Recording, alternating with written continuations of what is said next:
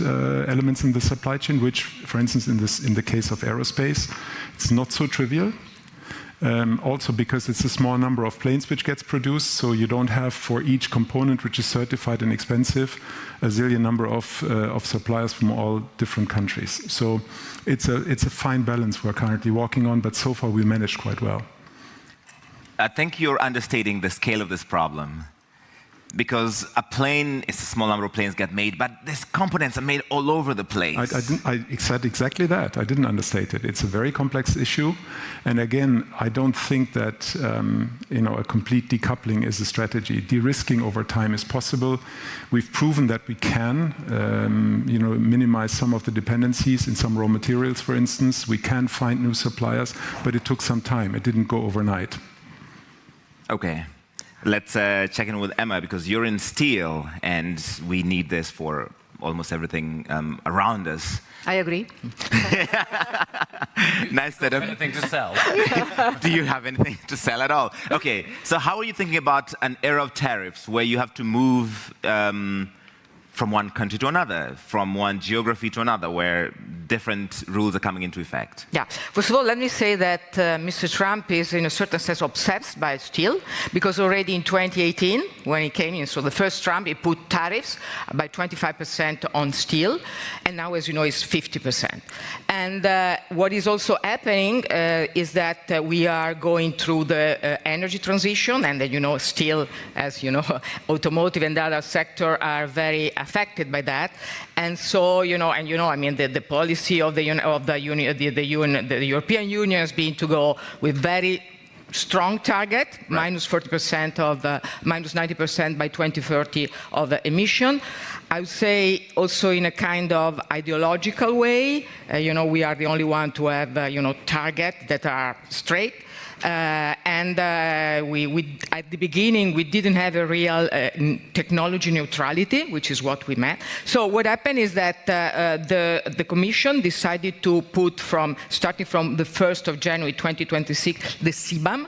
That is a kind of extra cost that if you import steel from outside, you have to pay, and is linked to the CO2 emission embedded. So we also have this part.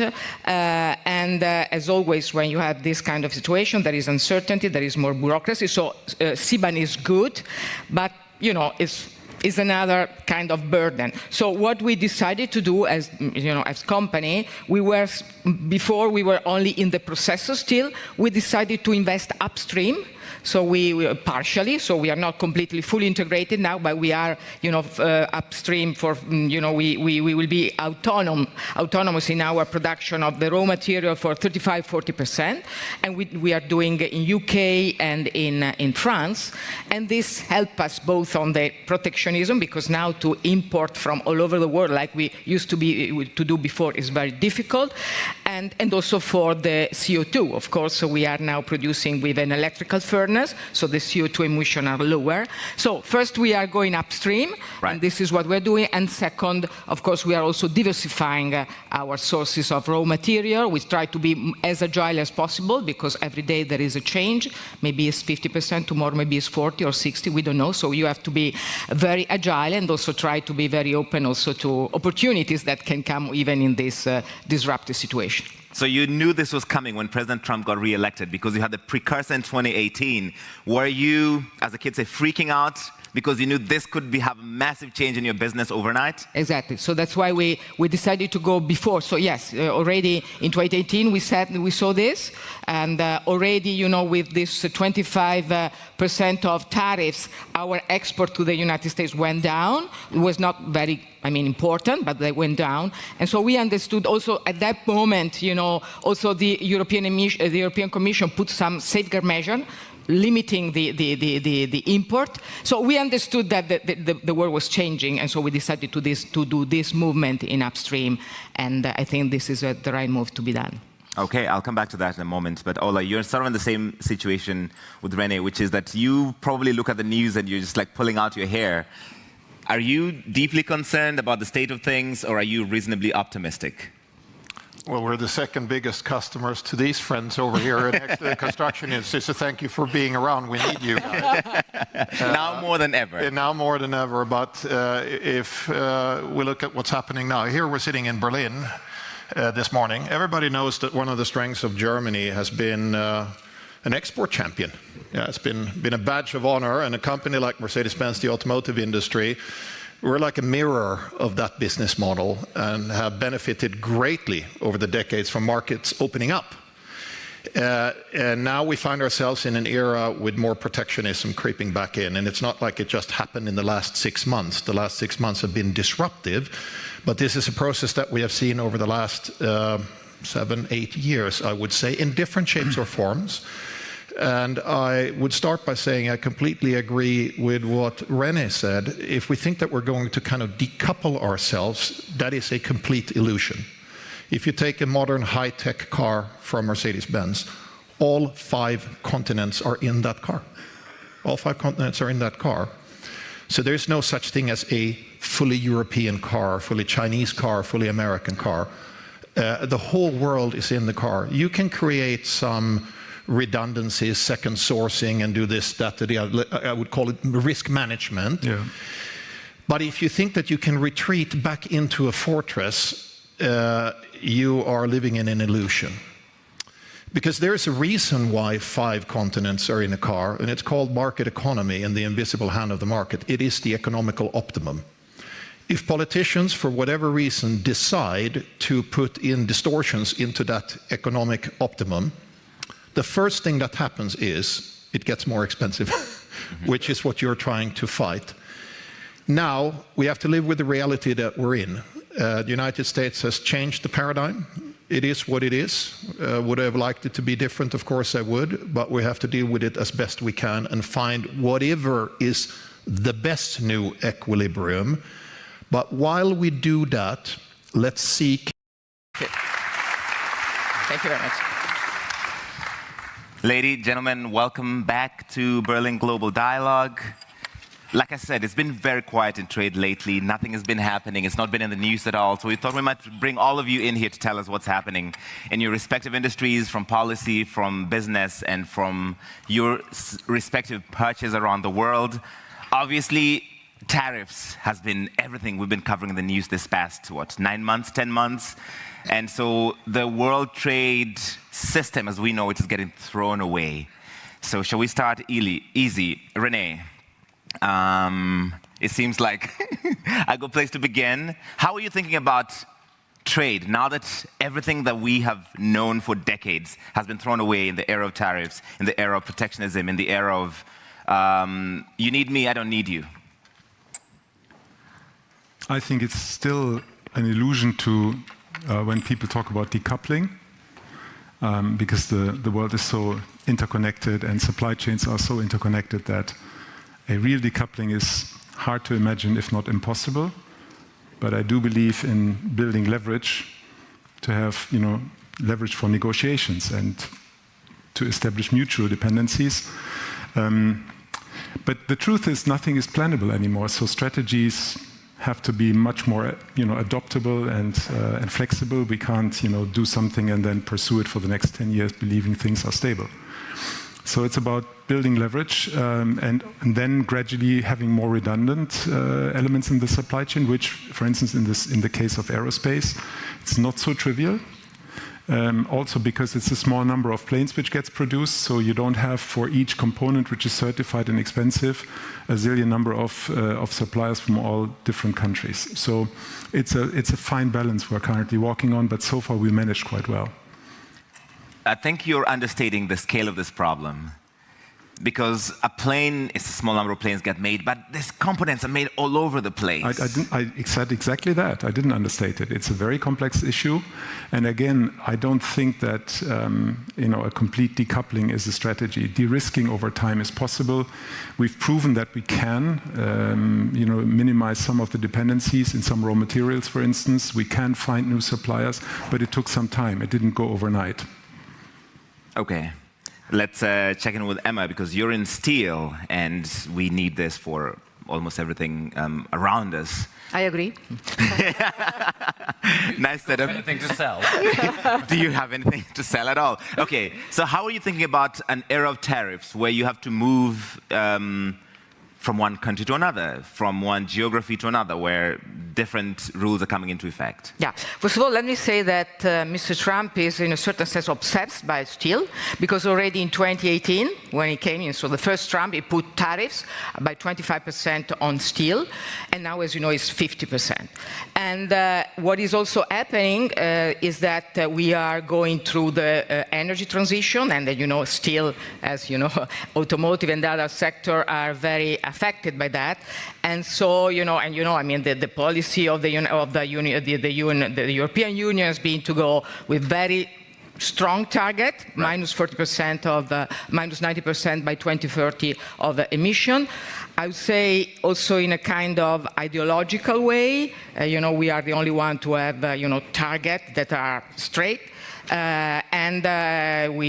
at the beginning, we didn't have a real technology neutrality, which is what we meant. So what happened is that the Commission decided to put starting from the 1st of January 2026, the CBAM, that is a kind of extra cost that if you import steel from outside, you have to pay, and is linked to the CO2 emission embedded. So we also have this part, as always, when you have this kind of situation, there is uncertainty, there is more bureaucracy. So CBAM is good, but is another kind of burden. So what we decided to do as company, before we were only in the processor still, we decided to invest upstream. So we are not completely fully integrated now, but we are, upstream for, we will be autonomous in our production of the raw material for 35–40%, and we are doing in UK and in France, and this helps us both on the protectionism, because now to import from all over the world like we used to do before is very difficult, and also for the CO2, of course. So we are now producing with an electrical furnace, so the CO2 emissions are lower. So first we are going upstream, right. And this is what we're doing. And second, of course, we are also diversifying our sources of raw material. We try to be as agile as possible, because every day there is a change. Maybe it's 50%, tomorrow maybe it's 40 or 60, we don't know. So you have to be very agile and also try to be very open also to opportunities that can come even in this disruptive situation. So you knew this was coming when President Trump got re-elected, because you had the precursor in 2018. Were you, as the kids say, freaking out because you knew this could have a massive change in your business overnight? Exactly. So that's why we decided to go before. So yes, already in 2018 we saw this, and already with this 25% of tariffs, our export to the United States went down. It was not very important, but they went down. And so we understood also at that moment, also the European Commission put some safeguard measure limiting the import. So we understood that the world was changing, and so we decided to do this movement in upstream, and I think this is the right move to be done. Okay, I'll come back to that in a moment. But Ola, you're sort of in the same situation with René, which is that you probably look at the news and you're just like pulling out your hair. Are you deeply concerned about the state of things, or are you reasonably optimistic? Well, we're the second biggest customers to these friends over here next to the construction industry, so thank you for being around. We need you guys. Now more than ever. Now more than ever, but if we look at what's happening now, here we're sitting in Berlin this morning. Everybody knows that one of the strengths of Germany has been an export champion. Yeah, it's been a badge of honor, and a company like Mercedes-Benz, the automotive industry, we're like a mirror of that business model and have benefited greatly over the decades from markets opening up. And now we find ourselves in an era with more protectionism creeping back in, and it's not like it just happened in the last 6 months. The last 6 months have been disruptive, but this is a process that we have seen over the last 7–8 years, I would say, in different shapes or forms. And I would start by saying I completely agree with what René said. If we think that we're going to kind of decouple ourselves, that is a complete illusion. If you take a modern high-tech car from Mercedes-Benz, all 5 continents are in that car. All 5 continents are in that car. So there's no such thing as a fully European car, fully Chinese car, fully American car. The whole world is in the car. You can create some redundancies, second sourcing, and do this, that, the other. I would call it risk management. Yeah. But if you think that you can retreat back into a fortress, you are living in an illusion. Because there's a reason why 5 continents are in a car, and it's called market economy and the invisible hand of the market. It is the economical optimum. If politicians, for whatever reason, decide to put in distortions into that economic optimum, the first thing that happens is it gets more expensive, which is what you're trying to fight. Now, we have to live with the reality that we're in. The United States has changed the paradigm. It is what it is. Would I have liked it to be different? Of course I would, but we have to deal with it as best we can and find whatever is the best new equilibrium. But while we do that, let's seek more new opportunities on top of the 3 dominating markets, of course, North American economy, European economy, and Chinese economy. And I'm sitting next to this fine gentleman here. We spoke yesterday, a small country with a population that should be paid attention to. And even if the car market for us is not yet in India on the level of, let's say, Germany or UK or whatever, what is it going to look like 10 years from now? So if pressured by the big guys, let's see if we can find complementary new partnerships, and maybe this can be a spark for a new opening up in other directions. In this era of protectionism, do you consider it an existential crisis for your business if this trend continues and all of the big markets start to close off? It depends on the definition of existential, but when... Good thing we have an English guy here. Yeah, when... I'm not English, I'm Welsh. This is a very important distinction. I knew he would say that. When you look at the business model of a car company or many industrial companies, on Liberation Day, or actually 5 days before Liberation Day, 27.5% tariffs were actually implemented between the EU and the United States. Right. Mercedes being the individually biggest exporter from the EU to the United States, you do pay attention. And if you take an industrial business, do the math in 20 seconds for you, 100 units of revenue. If you're a really good company, 10 units of profit, let's say 10%, a cost of goods sold at 75 units, add 27.5% to the 75 units, then you understand what happens to the 10. Right. So you could say that it is existential. At 15 is bad. At 25, it's 27.5. It's prohibitive. So the math matters. Right.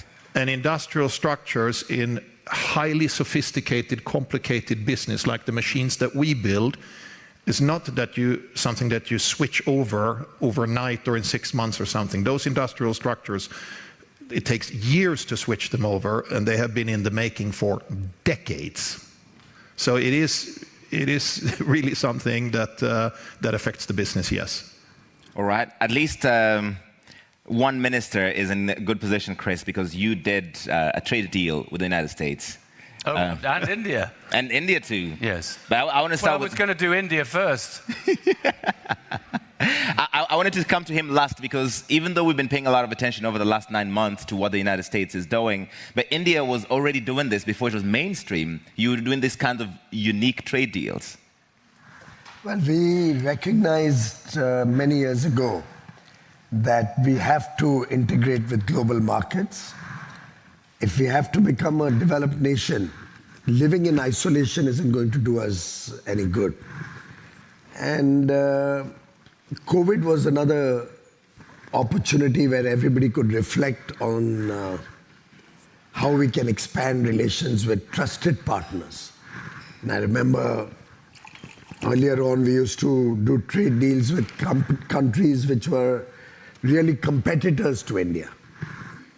21, we sat down and looked at our trading arrangements, and we realized that it'll be good to integrate with developed countries, with advanced economies. That would help us in our own development priorities or imperatives, help us get technology, help us get investments. open our markets as well as open other markets to Indian products, also improve our efficiency, our operations, and therefore around 21, we got into negotiations with 5 or 6 important countries around the world, with the UAE, Australia, the UK, EU, and this was a process which really had started 20 years ago, but around 2005-06, but could never reach end conclusion. 21, we started with a new open mind, with a new way of thinking. We quickly wrapped up deals with the UAE, with Australia, with the 4-nation FTA bloc, Switzerland, Norway, Liechtenstein, and Iceland, with UK in July this year. We're in active dialogue with the EU. If we get a fair deal, if we get an equitable and a balanced deal, maybe that will happen. He's negotiating now. And we are talking to the United States, of course, but we don't do deals in a hurry. And we don't do deals with deadlines or with a gun on our head. But that's how deals are done these days. It's a deadline. I don't think so. Tariffs come in midnight on this date. Take it or leave it. India looks long term. India never takes decisions in a rush or on the pressure of the moment. And we've accepted if there's a tariff on us, there is a tariff on us. We're looking how to overcome that. We're looking at newer markets. We're looking at a stronger demand impetus within the Indian economy. So we have a very resilient structure, 1.4 billion people, young. Our average age is 28.5 years, very aspirational. 1 billion internet users connected to what's happening at the Berlin Global Dialogue, aspiring for a better quality of life for their families. So they are not in a situation where they want to do suboptimal deals. We'd like to really look at the long term. We recognize that 20, 25 years from now will be a $30 trillion economy. And accordingly, we will negotiate based on the future. A trade deal is on the long run. Right. And we have to recognize the future and get the best deal for the country. How do you get that fair trade deal that is long-term looking in an era where you have a gun to your head, you have a deadline, you have to do it quickly because there will be major impacts? And there are also geopolitical concerns. If you don't stop buying this from this other country, then no, you won't do a deal with us. Well, I don't think India has ever decided who its friends will be based on any other considerations other than national interest. And I think if so plainly you want to be told that you can't be friends with Russia. Somebody tells me tomorrow I can't be friends with the European Union, I won't accept that. Or somebody tells me tomorrow I can't work with Kenya, it's not acceptable to me. So I think we are all in it together. The decision whether to buy a particular product from a country is something that the entire world will have to take a call on. So I was reading in today's paper, Germany is asking for exemption from US sanctions on oil. Now these are UK already has sorted and probably got an exemption for procuring oil from the US. This is about the Rosneft deal, sanctions, right. I think, and we've sorted out the issues with Germany. We managed to do that very quickly, and I think the Americans will do something very similar. So then why single out India? Well, it's a specific subsidiary in relation to Rosneft. We also have a subsidiary in India of the Rosneft. Well, come and talk to us. My door is always open. Look, the only thing I'd say about speed is the world it's just a fact that we're interconnected now. We all tend to talk about goods when in trade, and lots of trade negotiations get a bit obsessed with goods, and sometimes it feels like it's the economies of 50 or 100 years ago rather than the economies of the next 50 or 100 years. And I want to go, if somebody's creating, for instance, a new video game, which will be if it's going to be a AAA game, it'll be a multi-billion-pound investment across 15 years at least. Of course they're going to think about all the markets in the world, right, because they're going to be selling it digitally around the world. So what does trade look like in that environment? And of course for us in the UK financial services, that's a really important part of what we are able to offer to the world. I think still is a very important financial hub in the UK. The advantage of being close to the United States but not being the United States. Close to the European Union, but unfortunately not members of the European Union, and I think that places us in a fairly unique position. But we can't hang around on deals. I was in Buenos Aires in Brasilia a couple of weeks ago, and we're looking at the Mercosur situation and how we could perhaps open negotiations with them. The EU took 25 years. That's madness in an era of rapid interconnectedness. Indeed. So, of course, I agree. I don't want false deadlines for deals, but we do need to work faster. And if there's one thing that Donald Trump has persuaded us, it is, come on, let's get on with it. Let's not hang around. And sometimes I think it is true, as has been referred to, that if you looked at the world 15 years ago, the world of trade and liberalization was growing, and now it feels as if that space has narrowed and narrowed for all sorts of reasons within individual countries. But actually, people in every country in the world listen to K-pop now.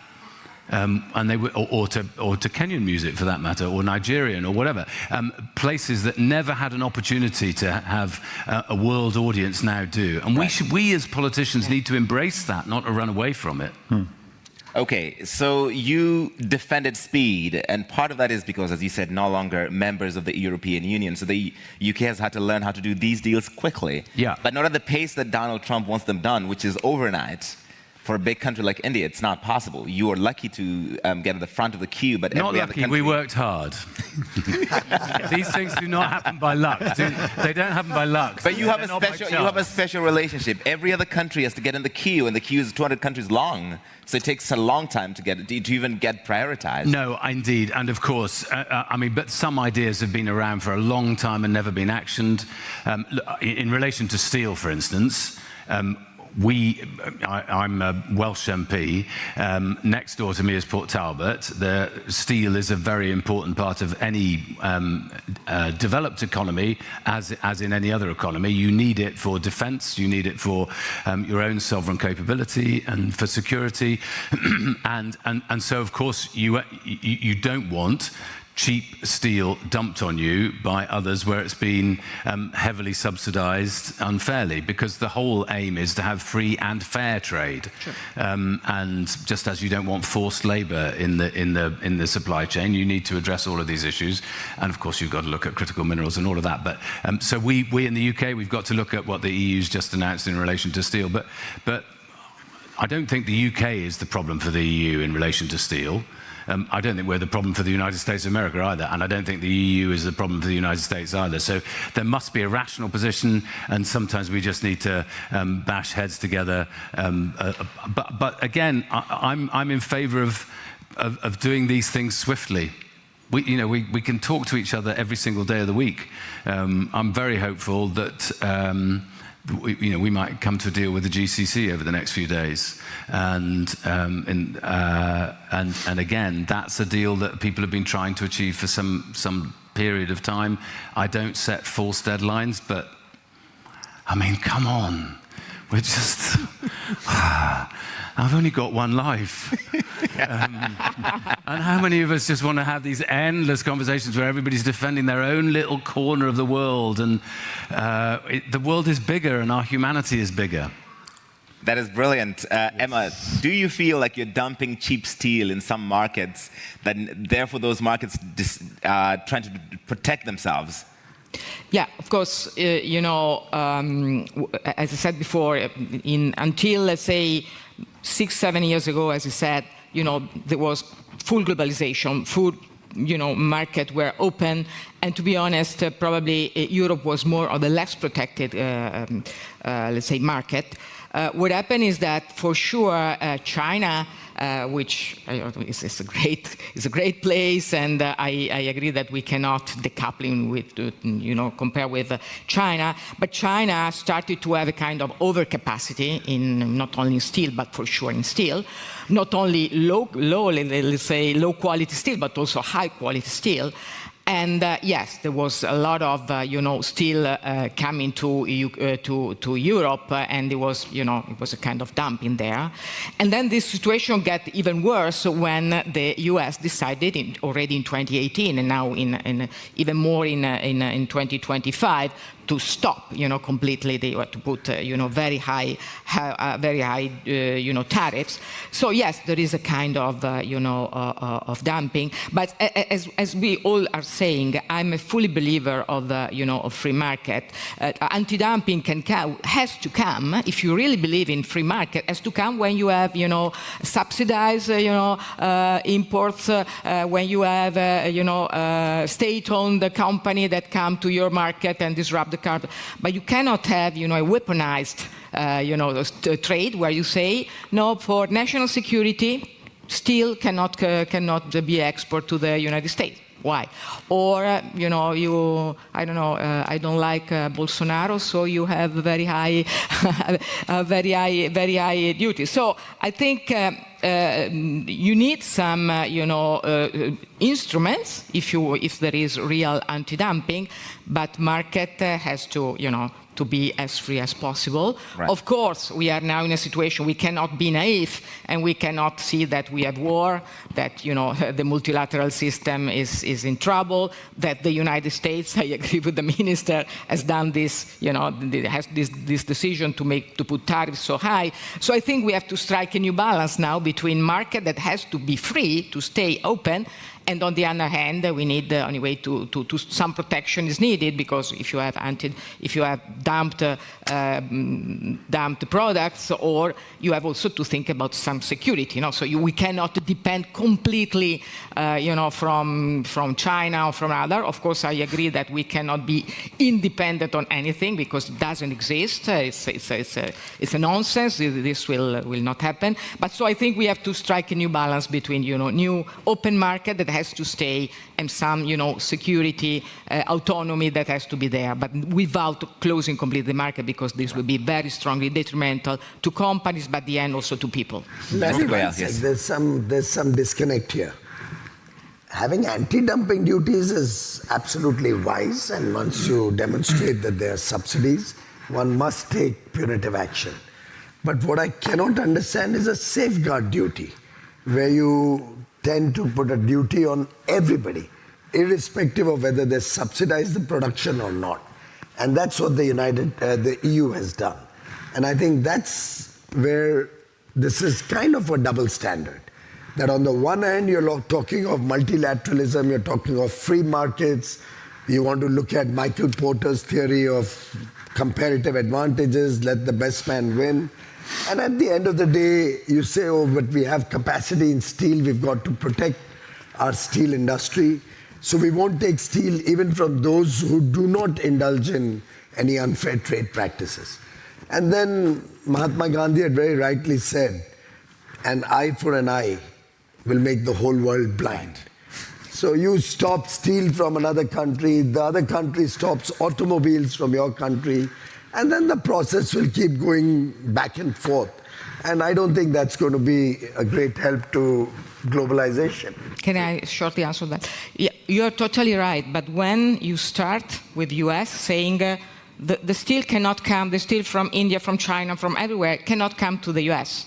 If at the end you don't say, well, in the European Commission, some steel can come, but at the level that we had before, because otherwise all the steel that were going to the US will come to Europe. And as you know, Europe has decided to say up to 15% of consumption the export can come. But before that, beyond that, you have to pay a tariff. So it's not that you stop; you have just to pay the tariff. So I'm not a protective person. Absolutely, I'm not in favor of protectionism. But this is exactly what the minister was saying. When you start with a move, and then you have to protect yourself, and then the other is protecting himself. So that's a mess. But which is why where we are. Sorry, Emma, to interrupt, which is why I think that there's a sort of defeatism a bit in the world of trade ministers. It feels to me a bit at the moment that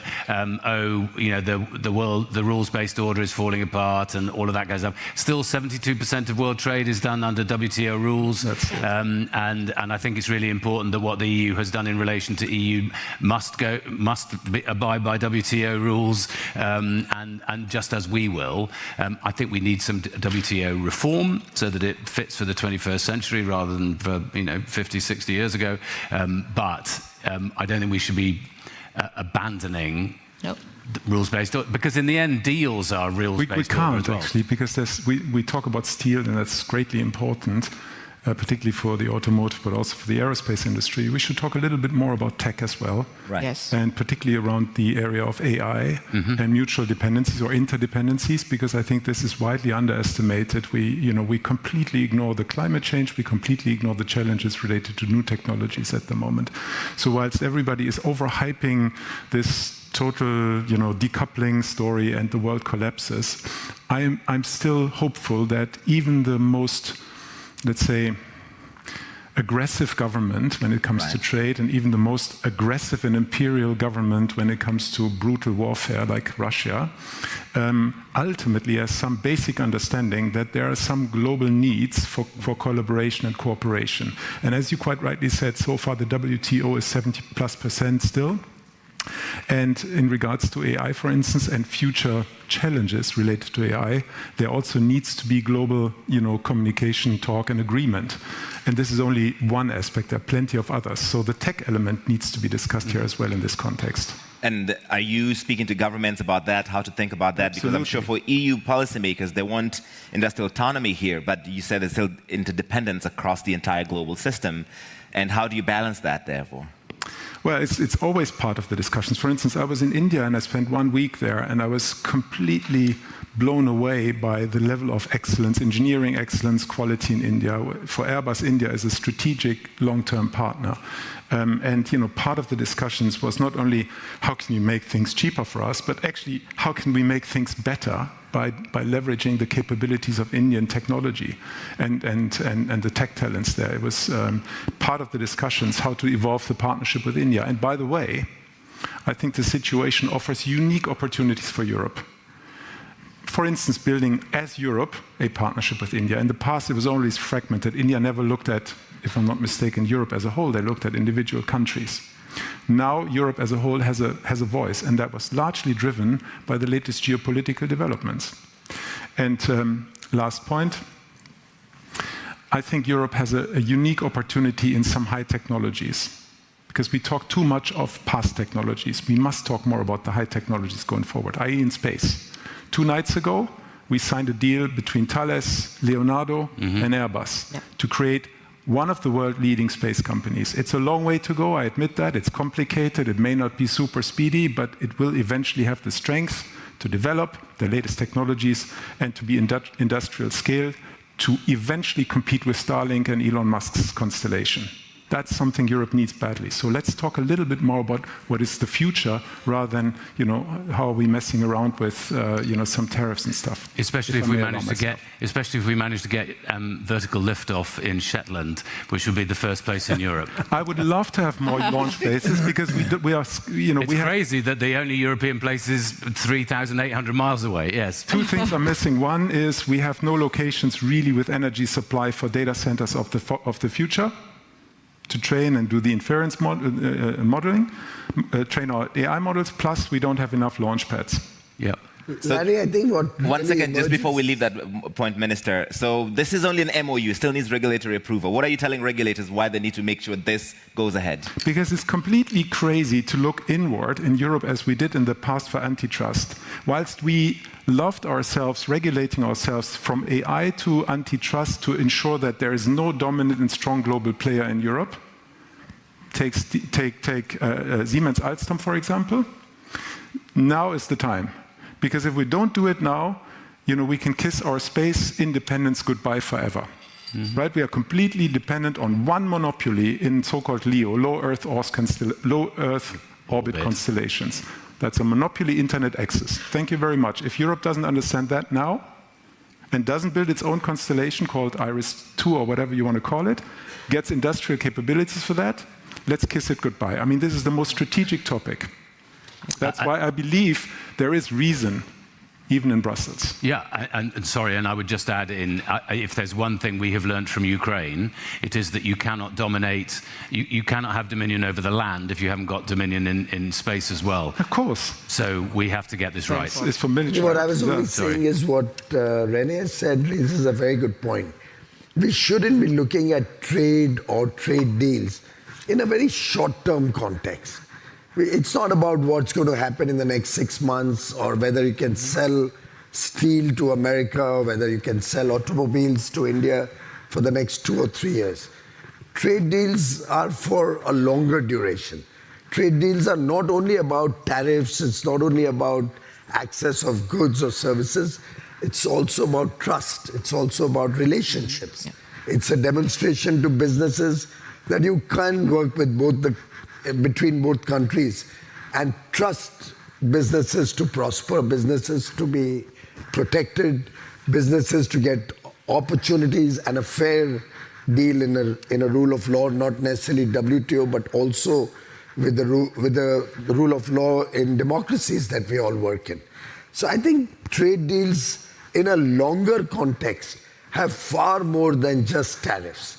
And we are just too focused on current day issues and tariffs. Big time. Yes. It's how to regulate or how to ensure that technologies we're inventing can still be managed for the greater good of mankind. Yeah. And there is a real threat at the moment that this is getting completely lost in this geopolitical, skirmishes or struggles. Yeah.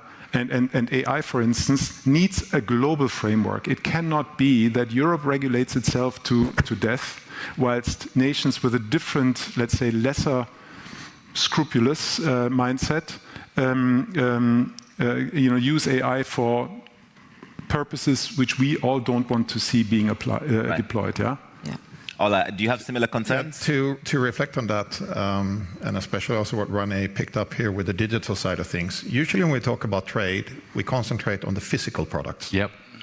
But there is, of course, a digital product as well. Correct. that you cannot touch it. Yeah. To start with the physical product, and I was inspired what you said. Please, regulators, don't forget 2 things. One, what drove all that global growth, wealth creation, and taking people out of poverty. China is, of course, the biggest example, but not the only example. It was actually opening up markets. It's fully legitimate to talk about the level playing field, the way a market should work. It should be a level playing field for the market participants. So that discussion is necessary, but when it crosses the border of going into just blatant protectionism, it goes too far. So the level playing field, yes. Protectionism, no. If the goal is to grow the overall pie, and then you start fighting for who gets what a piece of it. And in that context, with speed, the speed of the entrepreneurial mind is incredibly fast. Even if I go back to the history of our company, in 1886, Gottlieb Daimler invented the car. In 1898, he was doing business in the United States. 2 years later. 12 years later. Mm-hmm. Yeah, 12 years later. And think about what the world looked like then. And the invention had just been invented. Yeah, so I'm sure he thought Germany was a great market, maybe France, maybe the UK, whatever. But he went, that entrepreneurial mind, you can never stop that. You can never stop that, and it will be quick. Now over to the digital world, a reflection. If you are a global company, Mercedes-Benz is a global company, and you have an R&D footprint in Europe, for us, of course, our home is Germany, in the United States, we're in Silicon Valley since 25, 30 years. Our second biggest R&D center is in Bangalore in India, been there for 25 plus years. We are massively expanding our R&D activities in China with the innovation cluster there. You must be there if you want to be in the game. You cannot stop those engineers from talking to each other. No. You won't. No. Which means you co-learn around the clock all the time. Yep. What you can do, and unfortunately it's being done, the software that we developed for autonomous drive in China is done with a Chinese partner because the Chinese decided, for better or for worse, to create their own digital ecosystem. They're now trying to take that into the world, whereas the rest of the world was dominated by, let's call it the American lead, not just the Americans, but mainly the Americans. So indeed, we do double engineering, unnecessarily so, but the thought between the minds that invent the invention is still shared. Yeah. Even if you digitally try to insulate yourself, you cannot stop thought and you cannot stop entrepreneurial mindset and speed.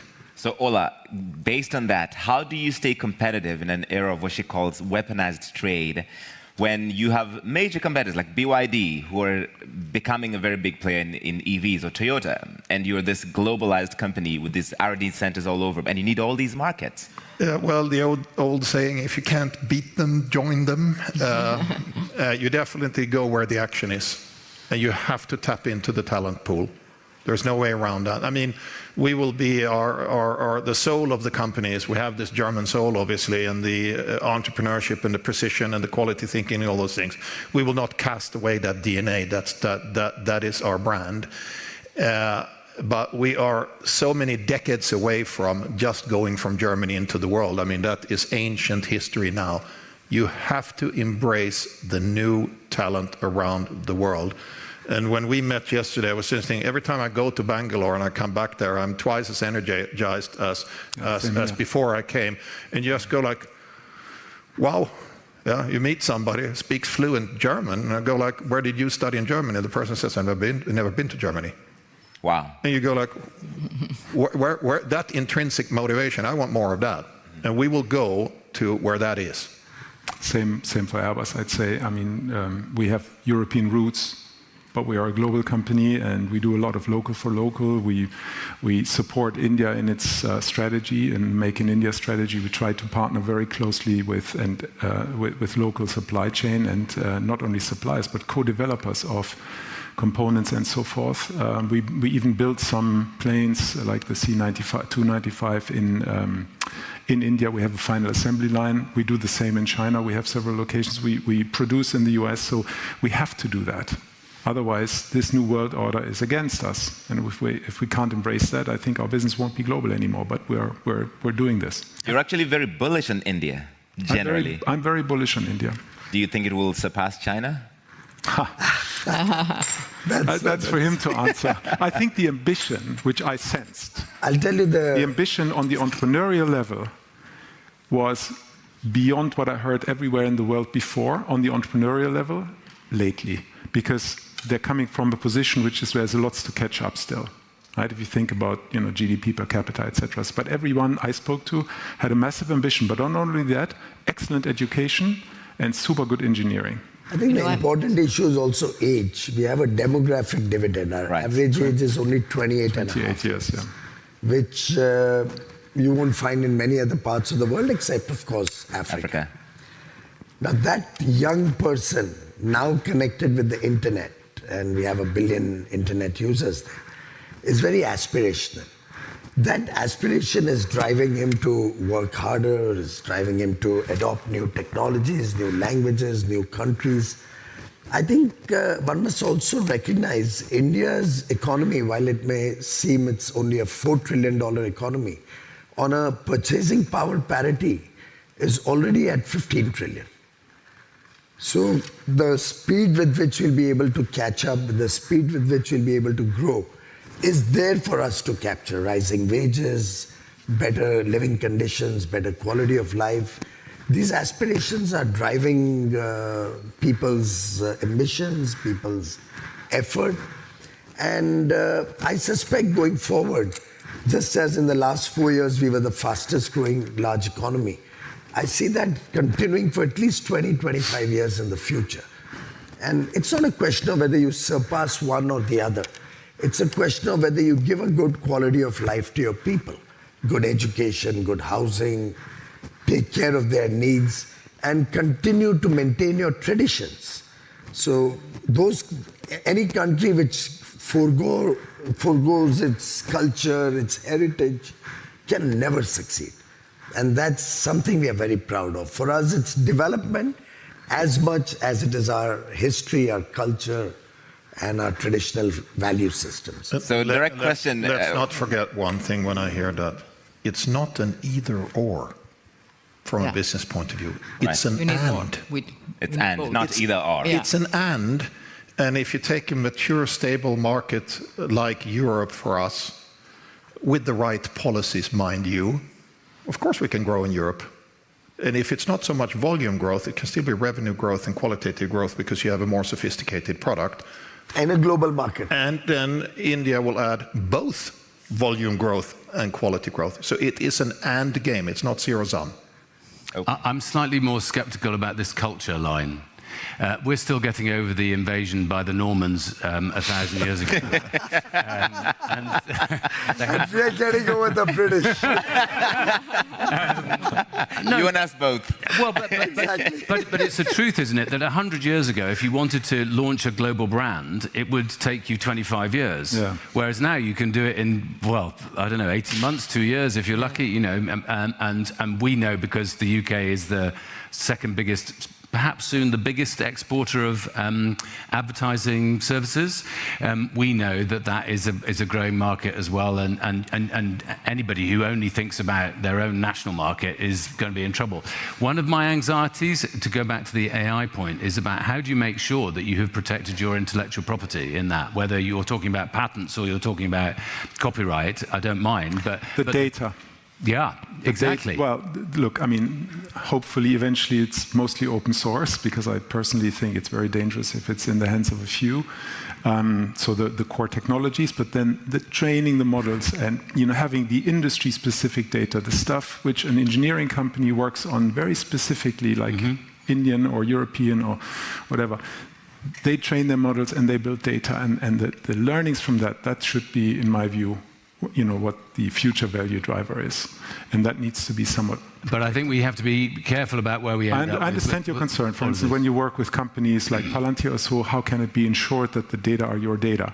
I do think personally, I think it's a little overhyped in public here in Germany, for instance, the anxiety against companies like Palantir. Personally, I think they're more useful, and they should be, you know, received with a bit more open mind, because they have concepts to make sure you can protect your data. That's my personal. So I think data adequacy agreements need to be part of this whole equation as well. That's correct. Different countries, so the different countries understand how they're using data from one country to another. That's exactly right. But I'm still mystified by when you rent a car and you land at the airport, why every country seems to have a completely different system for verifying who you are. Why is that the most difficult transaction that we ever engage in our lives, hiring a car? What's that? Hiring a car. I'm not in that business. You should ask him. He just makes the cars. He doesn't hire them. I will talk to our rental partners about that. And why is there a different parking app in every single city in every part of the world? Why can't there be one big issue? Of course, market economy is chaotic, and you will have many market participants and all that, and the other, and the best ones will win. But on the topic of intellectual property, and of course respecting contract law and all those things that are the basics for a functioning market economy, I think it's also, as you said, maybe a little bit overhyped. Yes. Of course, we file patents, no question. Yeah, and mostly patents are respected. sometimes actors try to violate patents and you end up in legal disputes and this, that, and the other. But even if I would hand all the drawings of our most sophisticated S-Class to every competitor around the world, if I would just open up my little treasure chest here and hand them the blueprints, so what? Yeah. That is not what's going on right now. They can't build it, even if you gave them the drawings? Even if they can build it, that's yesterday. It is the patent that has not yet been filed that is in the mind of the engineer that we are discussing in the product creation process, which is the most valuable intellectual property for us. So you're always on the cycle one ahead of what is actually in your patent box. Yeah, And you have to push forward like crazy. So the biggest theft that you could make from one competitor to the other is probably to take the people. It's the talent. The talent, not necessarily the For IP. goods, but not for services. And services may be... It's very different. Yeah, services may be different. Services may be different. René, you want to add? No, he's right. It Ola's right, but it depends on the cycles, right? If in the car industry, the development cycles have shortened now to, what is it, 4 or 5 years? Yeah, 3 or 4 years. 3-4 years even. Yeah. So it's a short cycle. From the aviation industry, you have longer cycles. So you really don't want to lose, the core knowledge and IP and so on. But principally speaking, he's right. The talent, the few talents, Right. are the strategic differentiator going forward, as long as they cannot be replaced by AI. It's so long, you don't have delivery slots for the next few years, right? What? For new aircraft. Well, single aisle, that's true. The order book is very full for probably 7-8 years or so. Yeah, true. So if somebody were to get the drawings, then that would be devastating. Nah. That's not a headline I'm going to produce here. I tried. You tried. He's a good politician. Yeah. Can I just do one other area? So we've obviously talked quite a bit about how important the rules-based order is and so on. But there's another part of this, which is the need for deregulation in so many countries in the world. Because we might have come up with perfectly sensible ideas to regulate this, that, or the other. But then suddenly when you're in an FTA discussion, you go, you know what? This feels remarkably like a protectionist measure in the end. And sometimes that's down to the fact that so much stuff is still done on paper by so many governments around the world. I cannot tell you how many times people come knocking on my door and they go, could you just ring such and such a government and say, can we please have the license paper signed now for such and such a business? I think the whole digitization process for government and deregulation is a real challenge for the European Union, a real challenge. I agree with that. But the only chance we have to ever get deregulated is when the pressure is high. And I think now pressure is very high. And now the pressure is very high. If it's not high now, it will never be.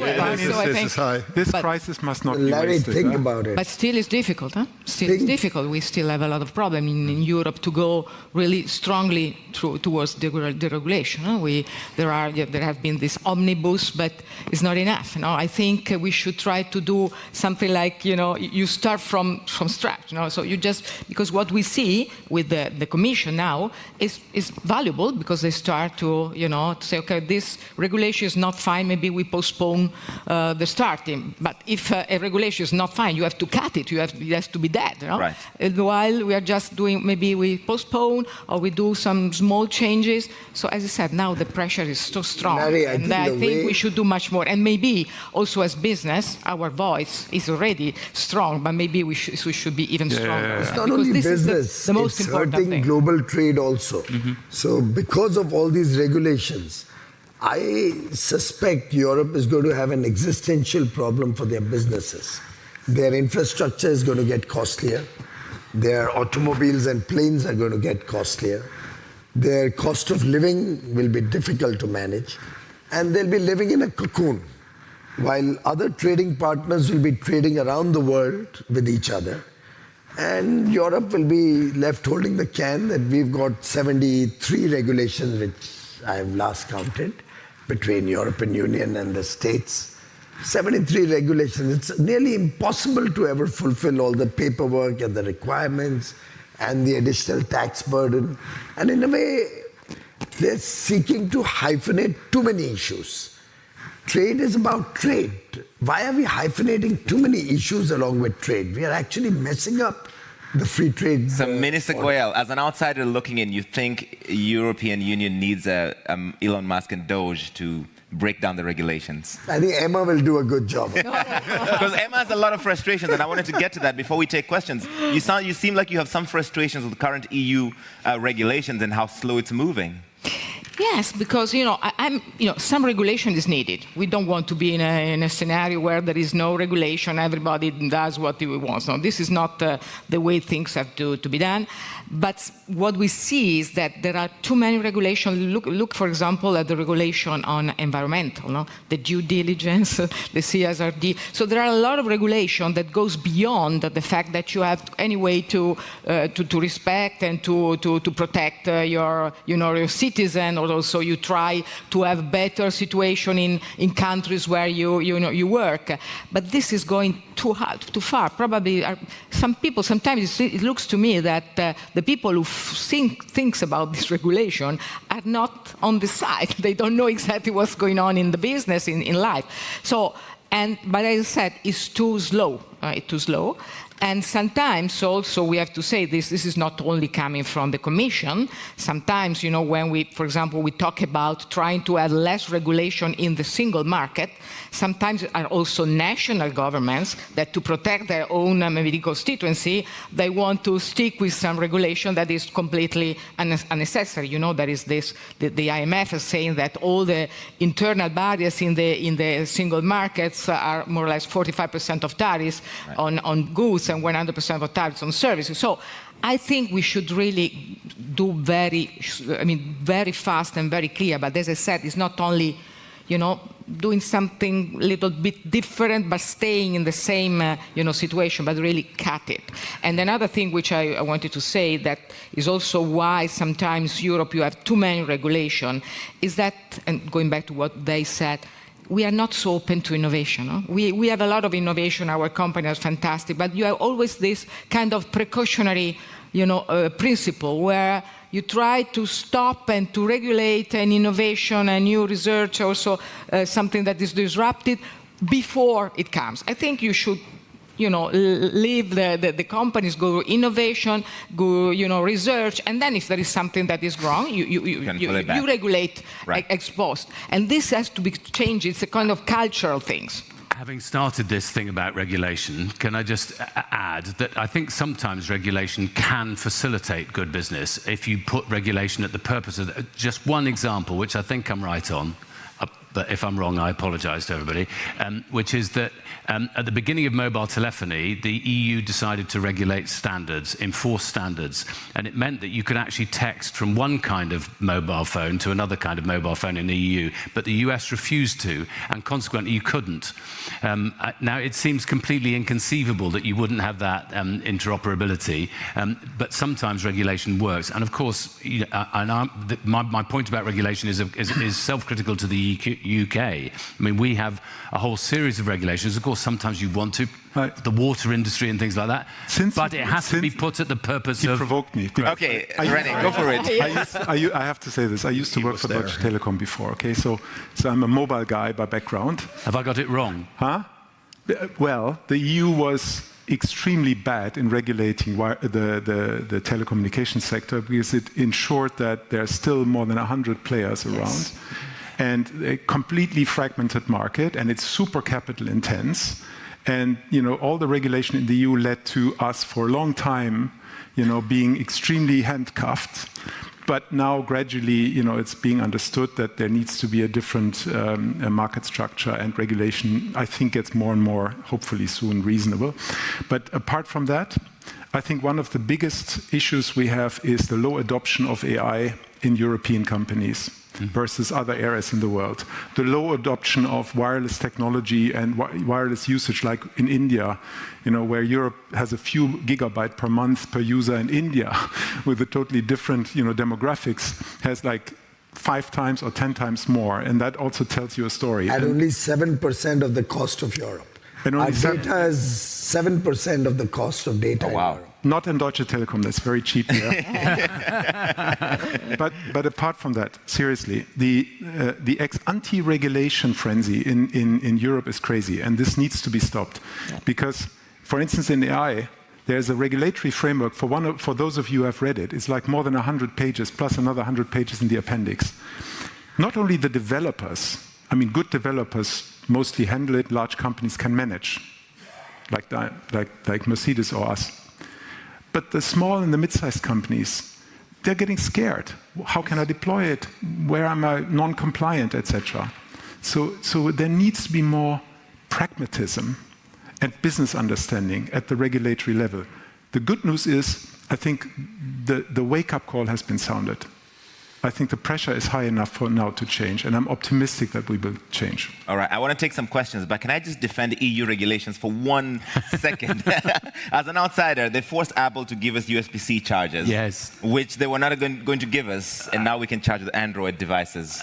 And you just think, how on earth did we get to a position where somebody was allowed to make you buy a new charger every year? Yes, so thank you to the EU for making that possible. Small wins, small wins. Small wins, we'll take it. We have some young voices here that we're going to hear some questions from them. And then if we have time, we'll take some more from the audience. Please stand and let's hear your question. Introduce yourself. There's a microphone there, yes. Hello, my name is Sophie, and I'm one of the young voices. Thank you very much for this very insightful panel. My question would be that given the weakening of multilateral institutions like the WTO, what forms of cooperation or new alliances do you see emerging to maintain our global stability in trade? Thank you. All right, we'll take the other one from the young voices as well before we answer both. Thank you so much for the session. I'm Anshika from India. I would like to know that we discussed a lot of issues where coming to consensus between multiple economies, be it US, Europe, India, China, UK, is becoming more difficult and difficult every day. So where are we going wrong? Why is it becoming so difficult to really negotiate and come to consensus these days? Thank you. Is it that we have poorer negotiators compared to those we had in the past? She didn't want to say it, so I'm just completing the sentence. Thank you. Who wants to take any of them? Emma, yes. On this second part, yes. You know, as we said in the past, the negotiation on, for example, on free trade was very long. You sit down, the European Union was down with a lot of papers saying that this is the content, and they have to go back and talk to the prime minister. So now it's completely changed, and you know, the real negotiation was on content. Yeah, was on, okay, I want this, I want to protect a little bit more this sector. This is not good. So it was. Now I think with the US, the situation is completely different. You know, as we said, it's very transactional. It's very, I'm strong, you are weak. I have all the cards, you have no cards. You have the cards, you don't have the cards. I want to win, so I win, you lose. It's very, you know, I'm very powerful. You are not. And sometimes the negotiation is not on content, no? It's on, you know, you like Bolsonaro, so I raised the 50% tariff. So, or today I saw that Mr. Trump decided to quit all the negotiation with Canada because I understand the Prime Minister talked about Reagan being against tariffs. So right. When you are in this situation, it's difficult. And in my opinion, this is Trump, so we have to understand this. And the European Union is not equipped to do that. And Mr. Trump wants another powerful guy, maybe it's better if it's a man, maybe if it's a big man, and to negotiate with him. Or an Italian woman. No, I don't think he like it. I don't think he like it. So, no, I'm kidding, but I think it's a completely new era, and so when you are in this situation, it's more difficult. But anyway, we have to adapt. I think Mr. Trump is not it's a person that understands what's going on, he understands what market wants. So I think here's what it is, and maybe also I think European Union has to, be a little bit more, more open to this new fund. And on the other point, just one comment. I think we should really, it has been said here, maybe I think we have to stick on the fact that multilateral, WTO is still a value. So we don't have to say, okay, it's that. No, let's continue to talk on that. Let's try to have reforms. But let's go on with free trade agreement on the long term. Let's have good cooperation among companies, which I think is very important, can really push also governments to do better. Let's have maybe coalition for, if we talk about climate in a proper way, let's have at the table different countries. So I think there could be different way to continue to have, open market and good trade. And as René pointed out, I think 74% of trade is still happening under the WTO rules, so it's not all fallen apart yet. Anybody want to answer? But maybe it needs a reform. Every team sport needs rules. You need to have a referee.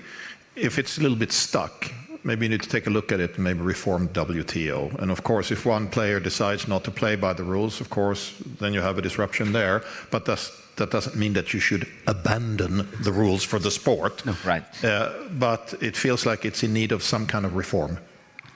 Definitely some form of reform, and I guess we'll be discussing this in Cameroon in March at the ministerial, and I hope we can come up with sensible reforms.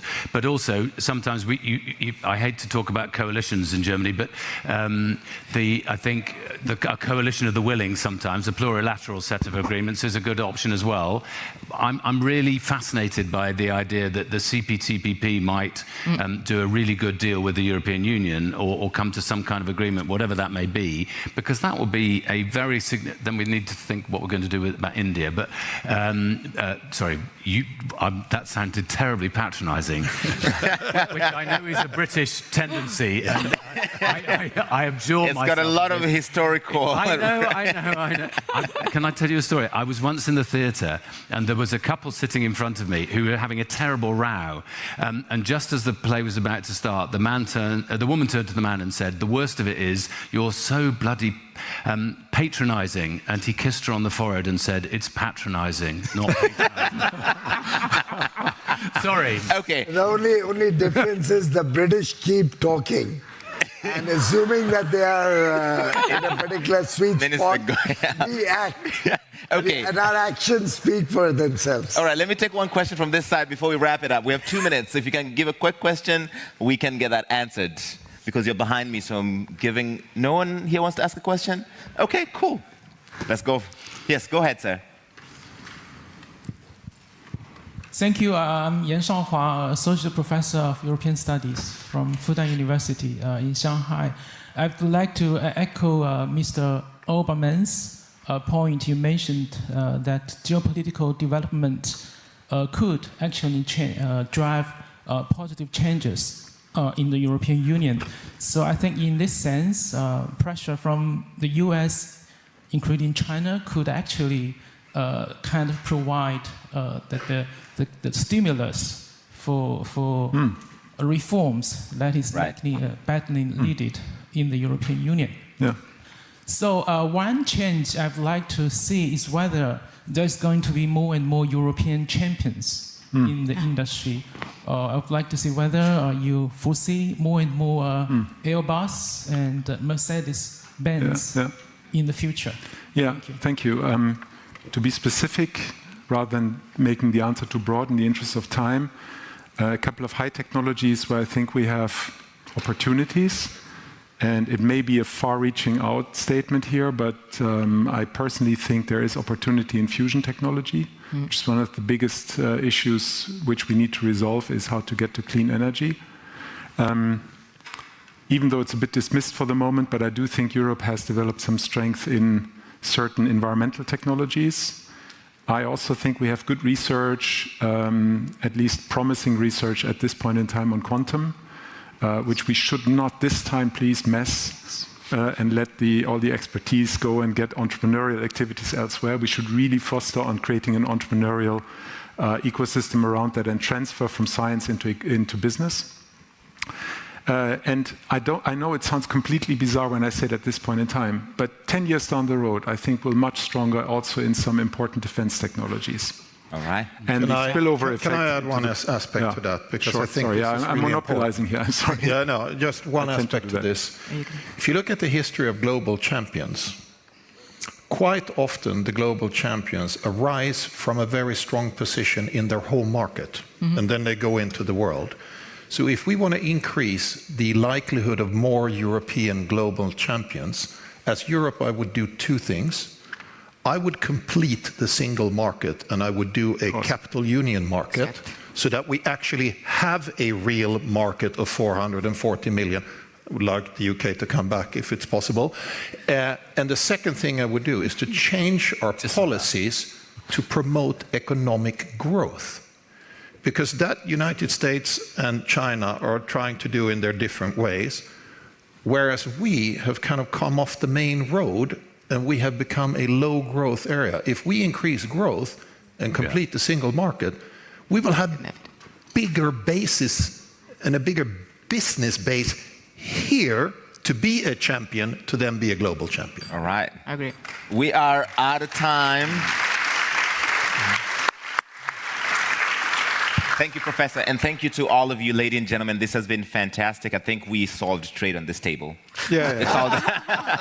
So please. And the European Union has got rid of all regulations. And the European Union has dropped all regulations. And India is still talking. And India, please give them a big round of applause. They've been fantastic.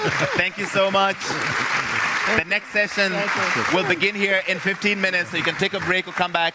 Next one in 15 minutes. Thanks a lot. Thank you. Thank you so much. We'll meet later. Thank you, sir.